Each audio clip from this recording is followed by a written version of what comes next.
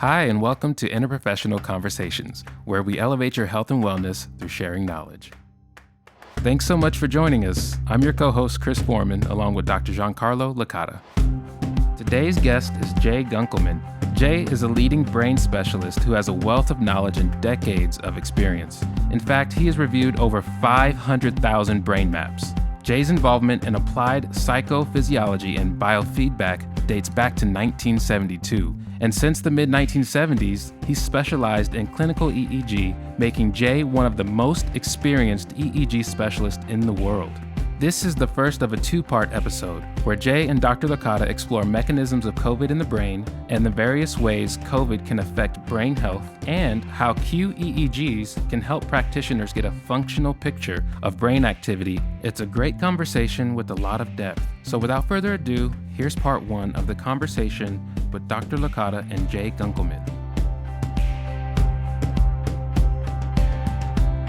Jay, thank you for joining us. I'm excited to jump right in here. But for all of us that don't know, Jay is one of my favorite human beings, and I barely know him. And so we're going to dive deep into some of the work with research with COVID. We're going to dive into some understanding about how EEG can be used for interprofessional insights and collaboration and so much more. So Jay, without further ado, this will be fun. Thanks for the invitation. It's always fun to share about EEG for me. And what I'm going to do is start out with a PowerPoint, and we'll kind of step through some of the discussion here. So what we're going to do is just to kind of orient ourselves here. We're going to dive into understanding some of the underlying mechanisms of some of the COVID reactions and responses, both physiologically as well as clinically. And so Jay, I'm going to let you kind of take it from here, but we're going to talk about understanding what is going on under the hood, right? Is that right? Absolutely. Great. So it always starts out on any PowerPoint with a conflict of interest and all of that sort of thing. I'm retired, and I don't do any active work for my company anymore. I do some case consultations, but I'm definitely not looking for more work. I'm winding down, not winding up my work. So to start with, we're going to talk about long hauler as well as symptoms, occasionally long hauler like symptoms that happen after an inoculation as well. Basically, long hauler symptoms represent between a third and a half of everybody that's recovered. Now, this is dated a little bit, but back in April, there were over 25 million recoveries within the USA. So there's a lot of people that are likely a third to a half of that number have long-standing symptoms. Wow. How does this all happen? Well, as you've all seen the little red spiky ball of COVID model that floats around as an image, one of those little red spikes is basically something that can attach to a cell and then infect the cell to make the virus replicate. And it requires something to hook onto, and it binds to ACE2.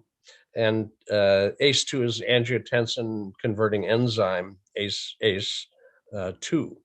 And you see it throughout the body. It's seen in the nose and lungs, it's seen in the gastrointestinal system, it's in your eyes, your heart, your internal organs like your liver and kidneys, and it's also seen in the brain.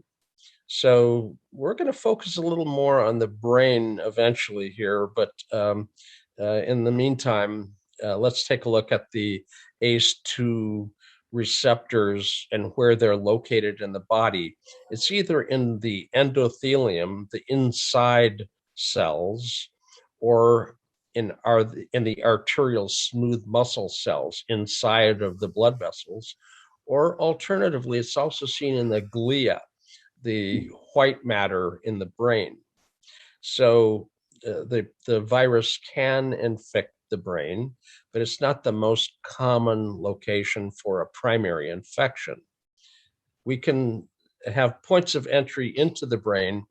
The olfactory bulb, and people that have lost the sense of smell obviously have lost the inputs to the olfactory bulb, but some actually end up with an infection entering the brain through the olfactory bulb.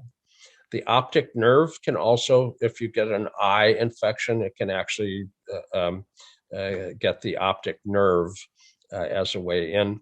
But the most common entry into the brain is vascular. The blood vessels, the intimal wall, the internal wall of the blood vessel is full of ACE2 receptors. And obviously your brain is full of blood vessels, both arteries and veins. And Jay, and I'm going to interrupt every once in a while just to kind of give ourselves a little bit of context, because I can tend to be slow. So are we saying that for the most part within the blood vessels themselves, there's that's endothelium. It's the inside of the tubing. That's correct. That's correct. And it's also other blood vessels that have muscle in them, which is what allows them to constrict or expand. It's in the smooth muscle in there. So, but in my brain, I'm trying to make sense of it all. They're both of them are happening inside of blood vessels. Is that an oversimplification? Yeah, and blood vessels can leak. If you have a major inflammatory response within the brain, blood vessels can leak. And once there's a leak, you end up with the glia within the brain being potentially infected as well. So there are people that end up having the brain infected directly. And that's not the most common, but just because it's not the most common doesn't make it, not critical. So the generalized effects that can happen that aren't specifically an infection in the brain itself are hypoxia. If your lungs are so inflamed that you're not really getting oxygen through the alveoli, you're not getting blood oxygen into the blood, you can have hypoxia. And hypoxia is going to end up being something that has a negative impact on brain function. Obviously, hypoxia taken to its extreme is anoxia, and that can cause cell death as well. But you could also have a cytokine storm, which is a fairly common term within the field of COVID treatment. It's a generalized inflammatory response within the body, and cytokines are an inflammatory feature, and the cytokines, bradykinin is a vascular cytokine, and if you end up with a cytokine storm, you can end up having generalized inflammation. Inflammation is a different thing for the brain than hypoxia. Hypoxia itself will slow things in the brain, but inflammatory processes generally cause an increase in fast activity. And I'll have a couple of examples of these two kinds of changes as we go and actually look at some EEG. Actually looking at inpatient cases, the Annals of Clinical and Translational Neurology as a journal published last year some of the early findings with a fairly large, 509 people that were inpatients that were neurologically evaluated. Now you have to realize that neurological evaluation requires you to have some indication for neurology to see you. Altered mental function like confusion or being in a coma when they try and bring you out of your induced coma when you're on a ventilator. That change in mentation will get you a neurological visit. Complaints of headaches, severe neurological manifestations, including seizures. So there's a large number of things that can happen for inpatients, and obviously disordered taste and smell are early signs, but they're also chronic signs that can end up happening. Interestingly, as athletes started to try to actually work out, they identified by screening 15% of the college level athletes that were fully recovered from their COVID ended up having an MRI evidence of cardiomyopathies, a muscle pathology with respect to the heart. And unfortunately, some athletes have just fallen over, having died of undiagnosed cardiomyopathies, and trying to get back into their sport. Jay, do you know, and I don't expect you to know the answer to this one, but I mean, a myopathy is just something wrong with the muscle in the heart. Were they able to describe what they think is going on, or were these, what's happening in there? I'm not a cardiologist. Yeah, I'm yeah, an EEG sure. tech, so I'm not really the one to ask Right. for the detailed specificity on that. But they end up seeing inflammatory changes in the heart. Okay, so it's And more the inflammation side. yeah, so here we are at the Journal of American Medical Association Pediatrics, which is a specialty subset of JAMA. And this is looking at children that have a multi-system inflammatory syndrome. And MIS-C is the abbreviation for it. And here they've looked at 2,090 cases of this reported to the CDC. Now, obviously, not everything gets reported to the CDC, but the CDC wanted people to be on the outlook for this in kids. And in children, 75% of these kids that had it had no initial symptoms of their COVID. What they ended up with was simply the sudden inflammatory multiple systems within the body having inflammation. Over half of them were admitted into the ICU. 90% of them had more than 4 or more organ systems involved in this, and again, multi-system inflammation. Over a third of them had cardiogenic shock, and 3/4 of them came in with very low blood pressure. And again, multiple organ systems: liver, heart, lungs, kidneys, gastrointestinal, the multiple systems, and general inflammatory process. This is very severe. It has a reasonable chance of actually passing because of it. So let's look at brain pathologies that can be seen, not just a general inflammatory thing, but actually some specific pathology.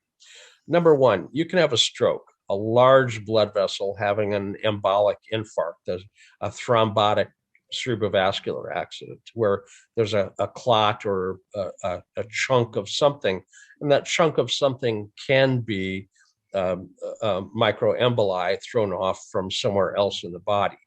So large blood vessel strokes within the brain, and obviously strokes are treatable, but especially if they catch a thrombotic CVA early, they have a chance of using a clot buster drug to end up saving the brain from the cell death that's going to end up invading the area of the infarct. You can have a direct viral inflammation of the brain where the virus actually is in the brain. There you actually see spindling beta, a gross inflammatory process of the virus. And this is not the only virus to make it into the brain. And viral encephalopathies not only have the beta spindle, but they'll end up having inflammation and edema, and those end up having slowing of the EEG.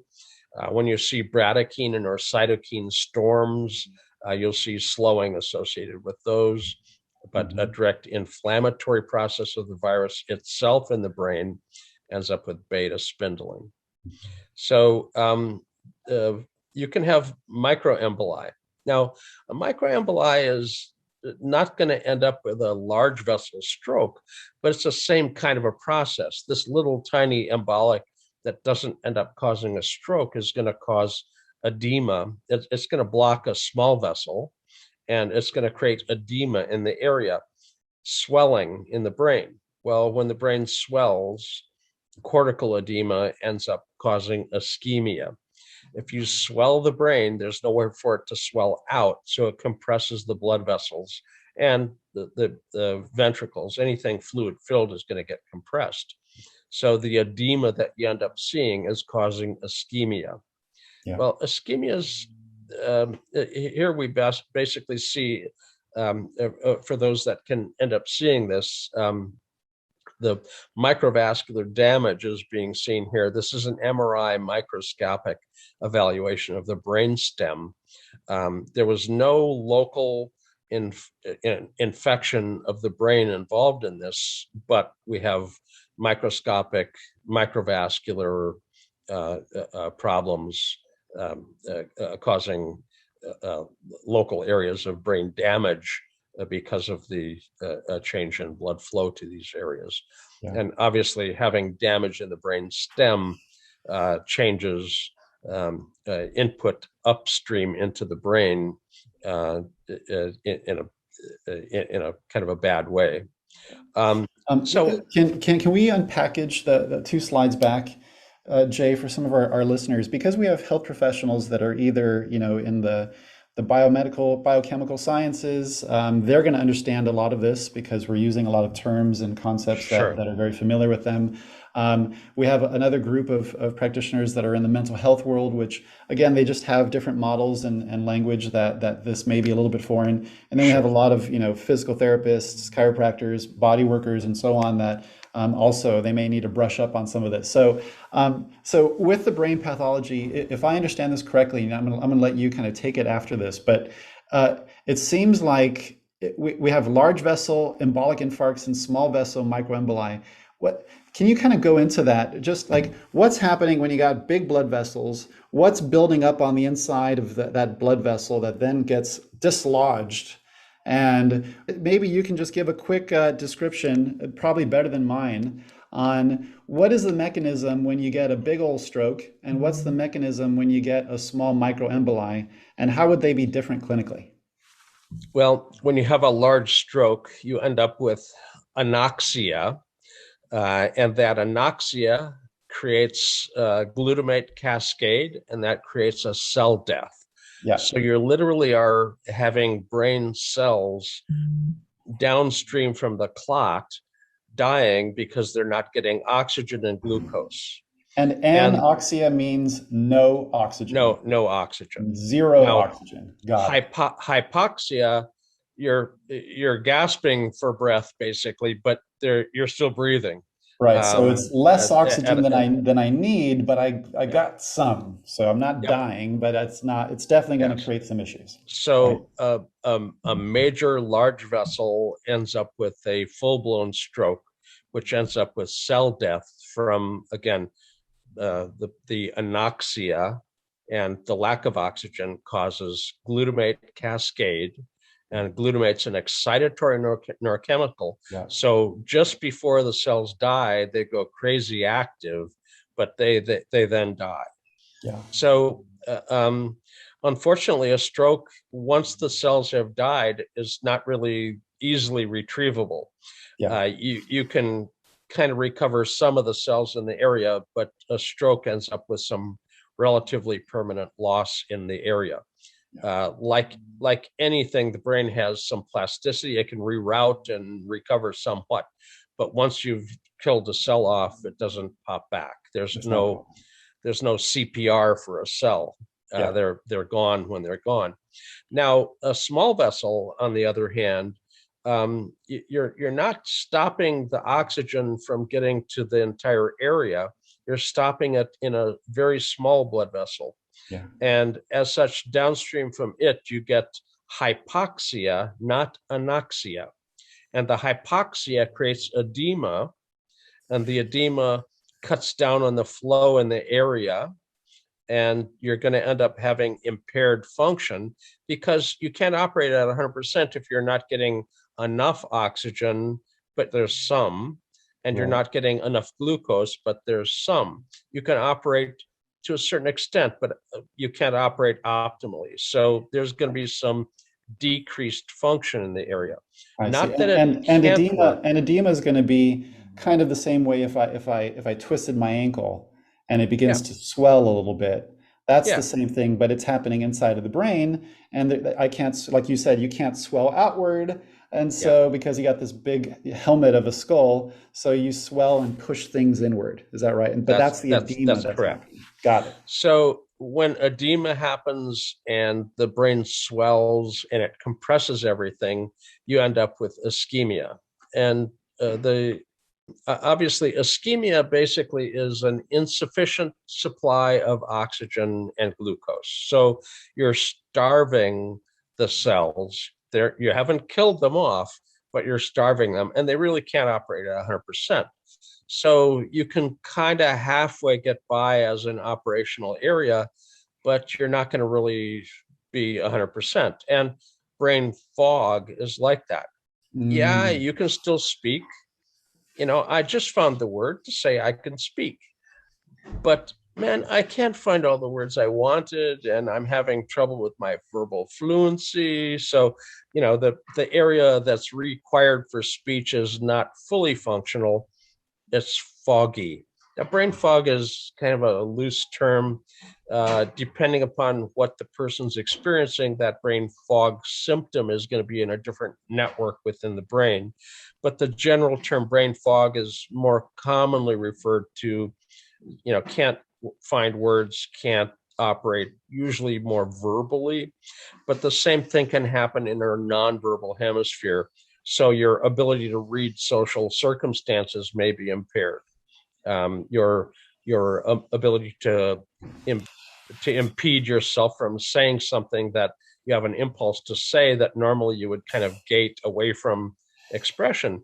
That the 98-pound weakling is now at the gatekeeper. So if the brain function in the area is not 100%, it depends upon which network it is as to what it's going to show itself up like. So neuropsychiatrically, the brain fog, again, non-specific for location, if you see where it is in the brain by looking at the EEG, you can actually predict what symptom it's going to present like.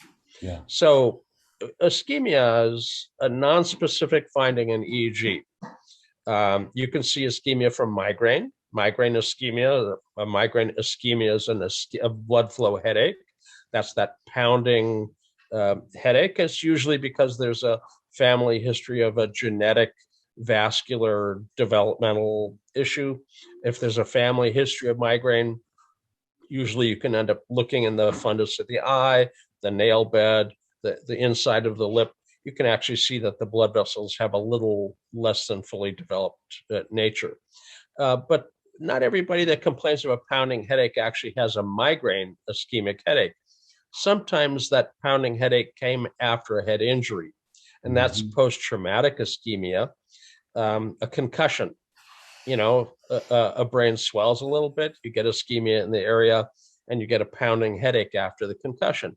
Well, that's post-traumatic ischemia. Not uncommon. Sports injuries, blast injuries in the military, car accidents. If you've had a head injury that's a significant injury, you've likely experienced the pounding, nasty headache afterwards. Some people, that persists, and they end up with what they'll call a migraine, but it's post-traumatic ischemia. The person who's got the pounding headache doesn't care what the etiology is. They've got the pounding headache. But for us, it's nice to know the difference between migraine and post-traumatic ischemic headaches, although symptomatically they're very similar. Now, you can have local vascular change that causes ischemia, arteriovenous malformation, an aneurysm, some odd vascular finding that shouldn't really be there. That can actually cause changes in local blood flow. And then obviously there's inflammation that can cause edema, like we've been talking about. The brain swelling up, inflammatory changes can end up causing edema. So the edema can end up causing ischemia as well.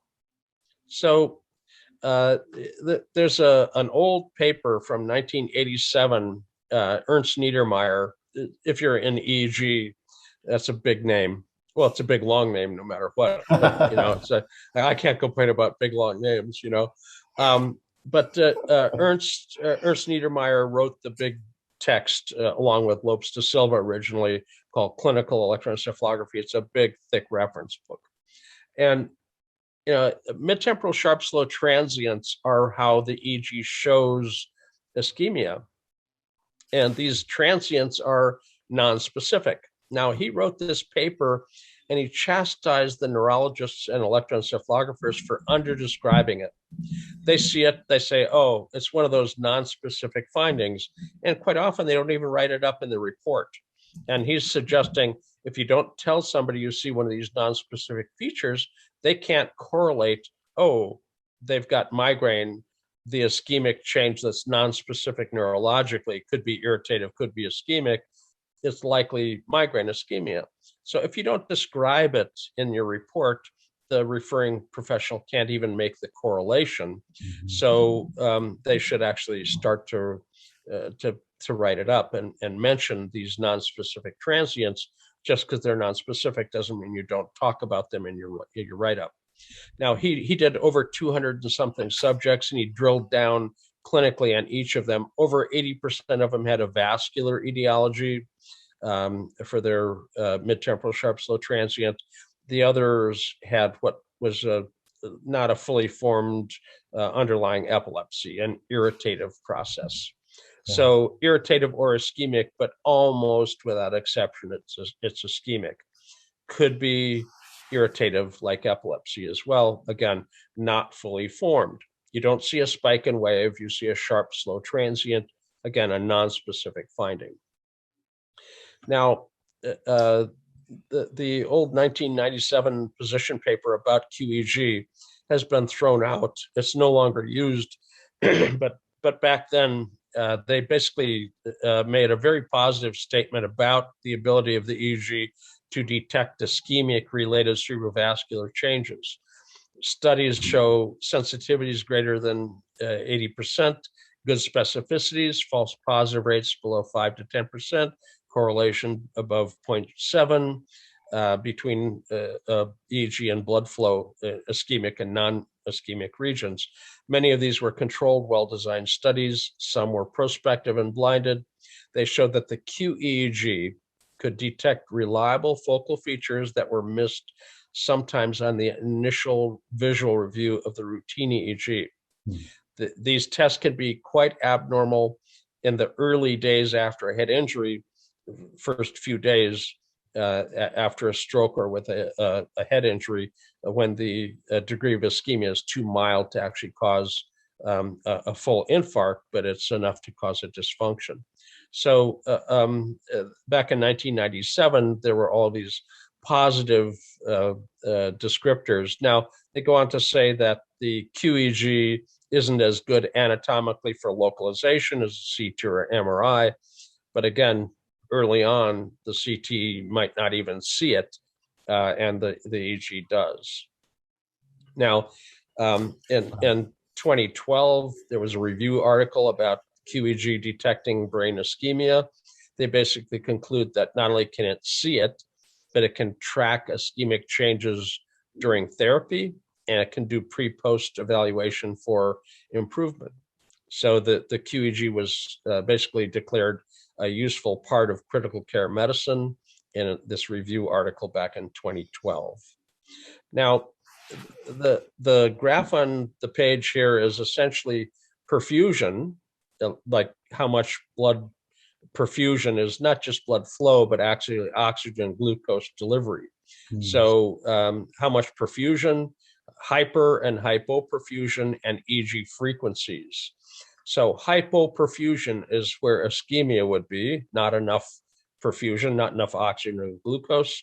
So this hypoperfusion, this big dip you see in the graphic, is in the alpha up to about 11 hertz or so, at which point it goes up into a neutral positive perfusion. But alpha and slower alpha down to about 3 or 4 hertz end up being this hypoperfusion. And the neutral positive perfusion that you see here is an important aspect of this curve as well. we can expect to see hypoperfusion in ischemic areas. And if we're going to fix the ischemia, we have to turn the brain area on. The brain regulates its own blood supply. If you turn it on too much, you're going to exceed the capacity of the impaired flow, and you're going to cause that cell death. So you have to turn it on gently.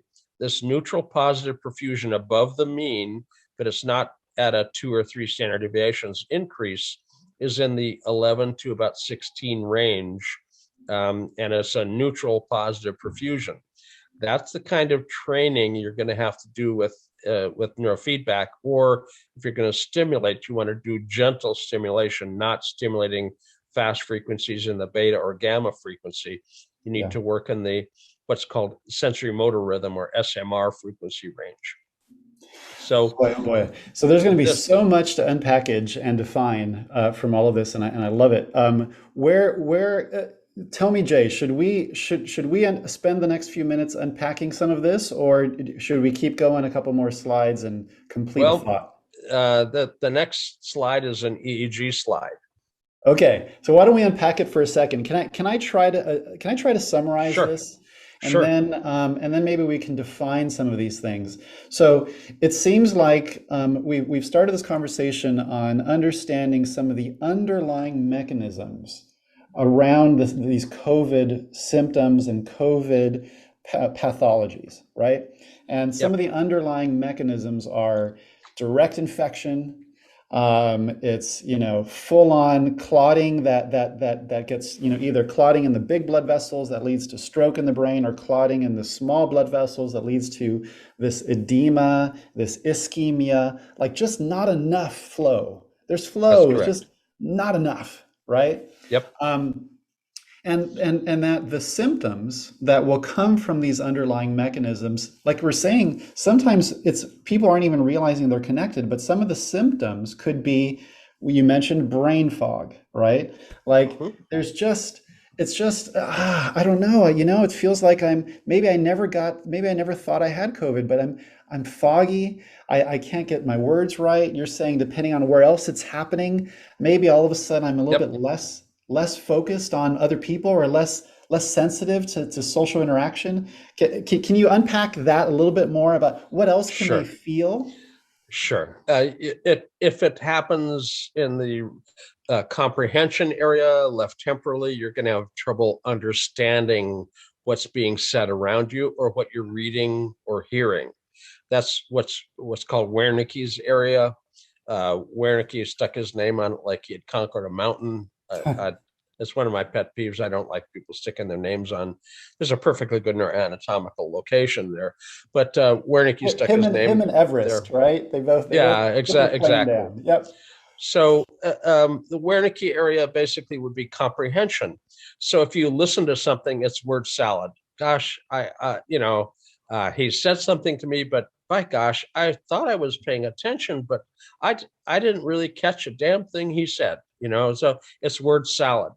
But if you're speaking and you can't work, that's further forward. The Broca's area and the lateral frontal area is next to it.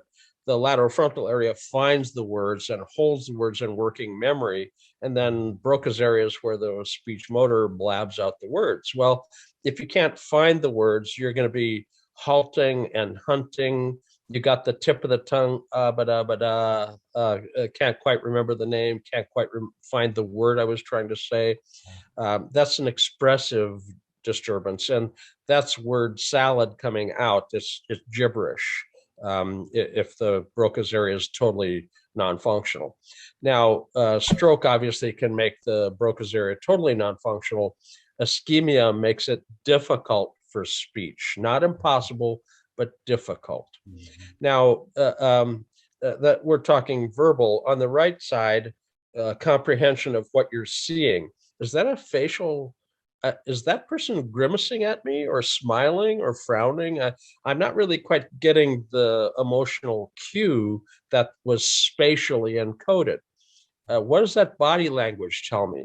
Well, if you're not really perceiving spatial properties very well, facial expressions, body language, and also the same location generally, the emotional tone of speech. Yeah. what I call dog speak. If I tell my dog, "My, what a bad dog you are today," he'll wag his tail. He understands the tone, but not the word. Right. So the prosodic content, both spatially coded as well as encoded in the tone of the words, end up being misperceived. Further forward, it's gating for impulses and emotions that perhaps should be not expressed. There's a gating function that either lets you express them or not. If that's not working well, you can become disinhibited and do stuff you really shouldn't be doing. You turn into a jerk, right? Hey, you too could be a politician, Uh, would depending upon the location, you have a different symptom. If it's at PZ, the sensory integration primary rich club hub in that network, things that you're perceiving are just not going to be integrated properly. You're not going to get it, whether it's tactile or auditory or visual. All that has to be perceived as an integrated whole. What did it look like and sound like and feel like, all put together for what you perceived? And that sensory integration is going to be difficult. And as such, you're going to look like you have some kind of a learning disability or inability to really comprehend what's being presented.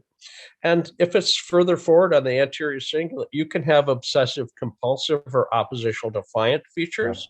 If it's in the insula, you can end up having autonomic disturbances and psychiatric disturbances, hallucinations, delusions, really quite disturbing symptoms. So the same simple thing, ischemia, can end up negatively impacting lots of brain regions, each of which are responsible for a different function. So it's important to not only know kind of what ischemia is going to look like on the spectra, but also be able to see where is it on the EEG. That's so foundational. I mean, that blows my mind. So two more things, because I'm now relating to symptoms of some of our clients and clients of our colleagues. What about broader symptoms? Because those are so specific and they're so useful, because sometimes clinicians they don't even know that there's a room right there that's describing it, right? So to know the rooms, but what about some of these general things like depression? I have a few cases now that like, yes, there's external causes for me to be depressed, but is there something else that can happen because of ischemia that causes that? And the other would be anxiety. So can you speak to both of those? The frontal lobe regulates attentional and affective functions as well as motor functions. So everybody realizes the motor problem. If the frontal lobe is not working right, you can't move properly. But, it's a little bit more difficult to identify mood regulation issues or agitation, attentional disturbances where you can't really focus your attention. Those are also frontal. As an example, this person is somebody that has basically working memory deficits, as well as headaches. So pounding headache, you kind of think, well, the slow edge of alpha might be part of it. And working memory is frontal. So what you see on the left here is a stack of electrode locations. All the ones with the F's on them are frontal. So left to right, left frontal, right frontal, all the way up front, frontal pole. This is left frontal on the left side laterally. F8 is on the right side laterally. If you look at F7, it's got this big, slow rhythm going on in it. F8 on the other side doesn't. T3, the left mid-temporal, has the same weird, slower feature that you see at F7. And that this is a left frontotemporal slow feature. And a cycle and a half in a fifth of a second is 8 hertz. And some of this looks like you probably still have 8 hertz in it, but there's some of it that a cycle and a half didn't quite fit. So there's some of this that's a little below 8 hertz. So slow edge of alpha is what tracks ischemia. So this EEG has been mapped. This is the spectra, and from the low frequencies to the high frequencies, and how much power is stacked up at any given frequency is the spectra. So normally, this is an eyes open. Normally, you don't have a lot of alpha with the eyes open, but usually alpha is in the back of the head, O1, O2, PZ here at the back of the head. And as you look around, you can see there's this big peak sticking up over here at F7. And we've mapped that peak here at 8.79 for the peak. And you can see it's strongly left frontotemporal. The 10 hertz, which is this little tiny tick mark, is at 10. 10 hertz is also on the left side, but it's not all the way up front. It's a little closer to where you might expect to see some alpha in the back of the head. So this big alpha peak on the left frontotemporal actually is, the slow edge of it dips just below the 8 range. Yeah. So the slow edge of alpha locally left frontotemporally is his word finding and verbal fluency, which is present in this location. And for brain fog of verbal fluency, ability to speak, and to a certain extent also, this is going to negatively impact some mood regulation as well. Big alpha on the left versus right usually has a negative for mood regulation. You'd be a bit depressed. So yeah. The symptoms we expect to see with this are basically verbal, short-term working memory, how fluid speech is, and to a certain extent, speech in general, but also mood regulation. Yeah. So this is great. And so again, we're looking at now an EEG. They're putting on a cap, right? I'm gonna really give some more context here, Jay, just because we're going to be speaking to some of our listeners aren't going to have the background. So they're putting on a cap. It has 19 electrodes, which are like stethoscopes listening to the brain, right? Mm-hmm. And we're gonna have them sit in a room, and probably for 10 minutes with their eyes open, we're going to take a little movie. We're going to record their brain waves. And then for about 10 minutes with their eyes closed, we're going to do the same, right? So that I'm going to just kind of set the stage, right? And so, and what we're expecting is to see certain frequencies in different regions that would be considered normal. And then there are going to be other frequencies that are going to be probably considered less than normal or less than ideal. Is that right? Absolutely. Cool. Great. And then what I want to do is if we can just do this real quickly, can we just describe real briefly these deltas and thetas and what does that mean and what's a hertz, right? Like, so now that we've got these stethoscopes, what are we trying to listen to? Sure. The frequencies across the spectra basically end up being what we see in this display. So the delta band from 0 to about 3.5 or 4 cycles a second is actually the brain busy doing something. Now, normally delta is seen during sleep when your brain is busy doing something, but you're not conscious.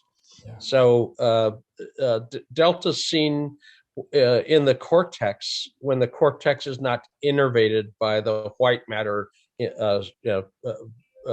actually innervating the cortex. So during sleep, when the white matter innervation to the cortex is not as intense, you see lots of big delta rhythm. Slow wave sleep is when your brain and pituitary end up producing growth hormone. And that helps you recover from the wear and tear of the day. It grows new dendritic spines, helping you with memory. So, delta during sleep is healthy. During very early life, delta can be seen when the white matter is not fully developed. Again, if you have white matter innervation to the cortex disturbed or not yet fully wired, you end up seeing delta in the cortex. So delta is actually active cortical function, but without subcortical input to the cortex. Now, the theta band and alpha band are rhythmic waves. The theta is limbically generated. The deep in the brain, the limbic structures end up producing a rhythm at about 5, 6, 7 hertz. From 4 to 8 is the official band, but it's usually somewhere 5, 6 hertz or thereabouts. And it's a rhythm. It's seen during drowsiness, and just as you're waking up, the hypnagogic or hypnopompic states. It's seen in the temporal lobes for some specific disturbances. It's seen at the frontal midline as a healthy, normal memory function called frontal midline theta. It's a brief burst of theta. It's also seen persistently frontally in things like ADD, where there's a dopamine deficiency for some of the ADD population. They have a dopamine transport genetics that actually kind of like having a leak in your basal ganglia, where the dopamine is stripped away. And as such, you end up with a deficit. Methylphenidate, which is a perfect match for that. If you have frontocentral theta, dopamine deficit, dopamine reuptake inhibitor like methylphenidate, Ritalin, or Concerta, other brand names, ends up essentially stopping that stripping away of the excitatory dopamine. So kids that have an excess of persistent theta, not a brief burst of theta that's healthy, but persistent theta, end up having, again, a medication that can fix their inattention. Now, alpha frequencies generally range from 8 to 12, but as you mature, it starts out slower and alpha comes up to speed. You're usually in the alpha band by age 7. You start to slow down later in life, 60, 70, 80 years old, your alpha start to slow again. But 8 to 12 is the general range. But at about 10, 11 hertz, instead of being hypoperfusion, the brain idling, not really using a lot of metabolic function, it shifts up into this neutral positive perfusion, again, about 11 to about 16 hertz. Neutral positive perfusion, it's the faster alpha frequencies, which are responsible for better semantic and declarative memory function,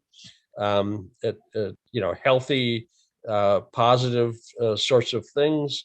The SMR frequency range, when trained, can help you with insomnia if you have insomnia.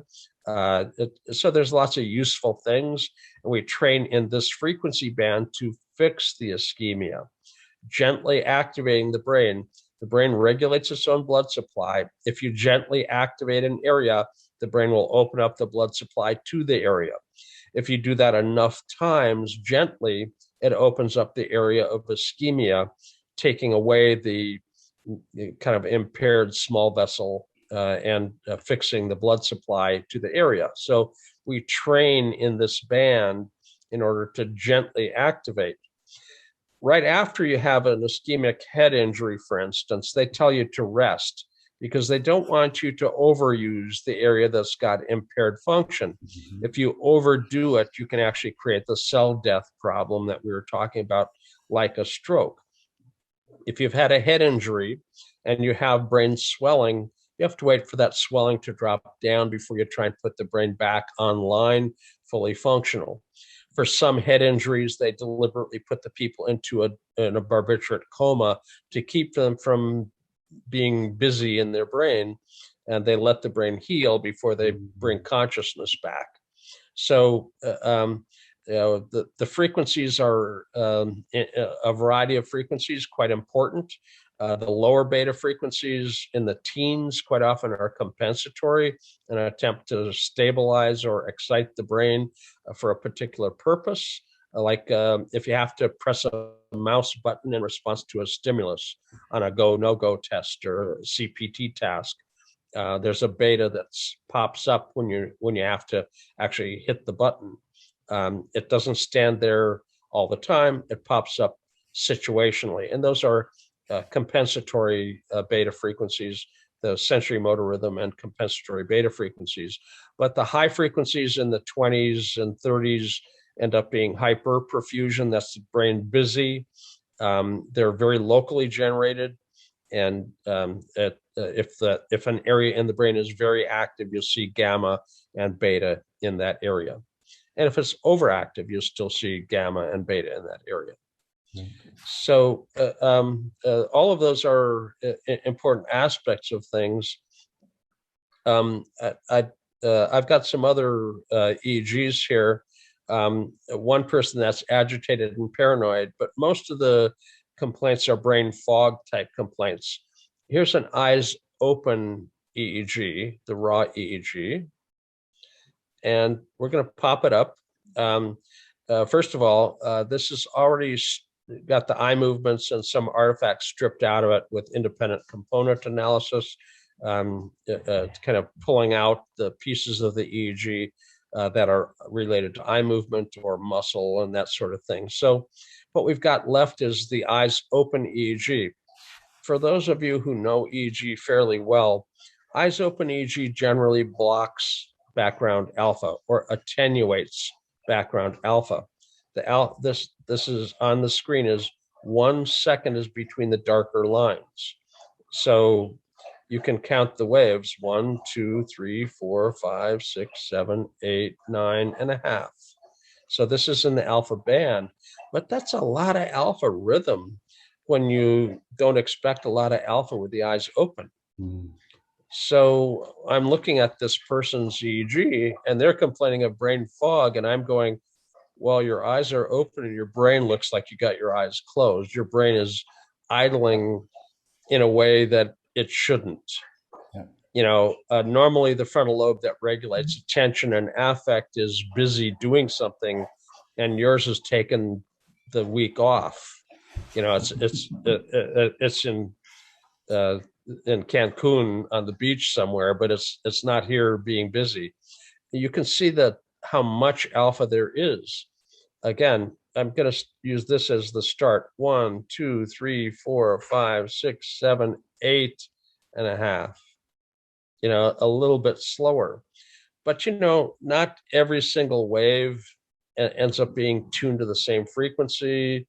And sometimes one wave or two waves will come by and they'll be a little slower than some of the other waves. If you look carefully, here's a wave that didn't get a wave and a half in a fifth of a second. This is slow. A cycle and a half didn't fit in a fifth of a second. So this is below the alpha band.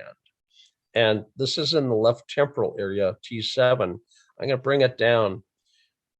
P7, which is the temporal parietal junction. T5 is the same electrode, modified nomenclature, P7. You can see it's the same wave. And again, there's some of it that's below the 8 hertz. So that left temporal area where Wernicke has stuck his name has a slow edge of alpha going on in it. Yeah. So, as we look at the EEG, there's too much alpha and some of it runs way slow. You see how this kind of stands out? It's not part of the ongoing, rhythm, but it stands out as an event. And again, that left temporal parietal junction ends up having a slow edge of alpha where a cycle and a half doesn't quite fit. Yeah. So the slow stuff is coming out of the area that would be responsible for verbal comprehension. Yeah. So Wernicke's area. So his brain fog is going to be attentional because the frontal lobe is idled out, and to a certain extent, comprehension of language. Now, Jay, just to kind of add some flavor to this. So what we're looking at right now is we're able to give a functional description of what's happening in his brain, not necessarily a pathological description. Though this tool EEG can allow us to give both. Right. But can you because a lot of times, we have a lot of practitioners who are very, they're ICD-10s, they're DSMs, they're used to pathology. And if I can't give it a number and I can't put it into this box, then it's just not, it doesn't exist in my brain. But there's another group of us that, and I think that it's a larger group that are trying to break down, well, what is the function underneath this thing? Where's the nuance, right? And so what you're saying is that the EEG can give us the ability to see both pathology when we need to, but also the nuance of functionality. Is that right? Yeah. Classically, the EEG has been limited to epilepsy and gross encephalopathies. But if you know EEG very well, you can use it for functional assessment. Yeah. And when we've looked at the raw waveforms, we saw some alpha that was a normal frequency. You can see the alpha peak that's in the yellow. The yellow is the traditional 8 to 12 hertz alpha band. And in the back of the head where alpha normally should be. Now, this is eyes open. We shouldn't see quite this much of it. But you can see this is at the bottom of the page, 9.03 hertz. And it's about 5.5 microvolts of power. So you can map that. And when you map that, you see, oh, alpha in the back of the head, right where alpha should be. That 9 hertz that we counted in the EEG that had some up front but was big in the back, that's tuned exactly like alpha should be. No problem with this dominant alpha. But what the heck is this? Yeah. This was slow outside the alpha band, but it's still this person's thalamocortical rhythm. So this is slow alpha, not truly theta. It's in the theta frequency band, but this is thalamocortical alpha. And when we map it, we get both temporal areas, temporal-parietal junction, at 7 hertz. Yeah. And that's the peak. The range drops even slower. This kind of disappears somewhere just below 6 hertz. Yeah. And so, this peak shouldn't be there. It shouldn't be there at all. Huge. And his post-COVID ischemia is the slow edge of alpha in both temporal lobe areas. Yeah. Now, why would he have trouble comprehending? Probably because of Wernicke's area not really working well. He's got a little bit of a prosodic or emotional comprehension issue as well. Wernicke, I tease, if Wernicke had a sister, we'd have his name over here too. She might have studied emotion instead of language, and so we'd have a Wernicke over here as well, but it's just a joke. So apparently not that good a joke. I don't usually get a lot of laughs for it, So, but you can see the normal alphas up front. Alpha being present up front with the eyes open suggests that the frontal lobe's attentional and affective regulatory role isn't really intact. We can actually look at the coherence. The coherence is a relational measurement of, and the coherence should be generally below 0.5, and it maps at 0.7. It was 0.6 something to map at 0.7. So it's an elevated coherence, probably negative for mood regulation, and also for negative for attentional skills. Yeah. So why can't he huge. understand? Can't pay attention? Probably isn't really a happy camper right now with his emotional regulation. Has perceptual problems integrating things into comprehensible language, and his eyes open. He's not really fully engaged. Yeah. So we need to wake him up. So his frontal lobes are back online when his eyes are open. We want to get rid of this slow alpha over here. Quite commonly, I would end up suggesting CZ to the left temporal SMR-like training to gently activate this network. We can call it SMR-like because it has CZ as an SMR location, but we're training it in the temporal area. From 4 to 11 hertz can be suppressed. 12 to 15 can be trained.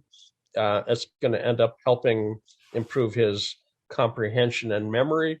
It takes some time. Neurofeedback isn't a treatment where you have your effect after the treatment is done. It's a training that has a learning curve. And it takes time to gain the skill to control these peaks.